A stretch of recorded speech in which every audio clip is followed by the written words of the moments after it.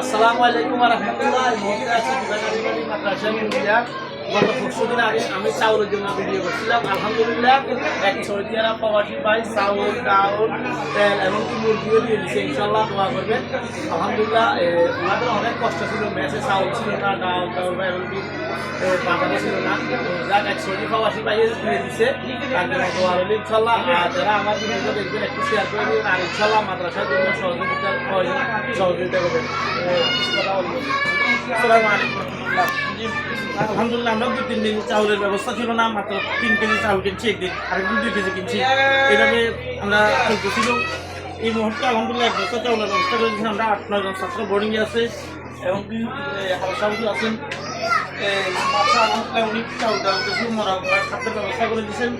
আল্লাহ তাআলা ওনার দানকে কবুল ও মঞ্জুর ফরমান। এবং যারা আরও দেখতেছেন ইনশাআল্লাহ আমাদের প্রতিষ্ঠান এভাবে চলতেছে, প্রতি মাসে 2 বস্তা চাউলের দরকার হয়, যে যা পারেন ইনশাআল্লাহ সহযোগিতা করবেন। ওনার দানকে আল্লাহ তাআলা কবুল করেন। আগামী রমজানের জন্য ইনশাআল্লাহ ইফতারির ব্যবস্থার দরকার, যা যা দরকার ইনশাআল্লাহ আপনারা সবাই সহযোগিতা করবেন।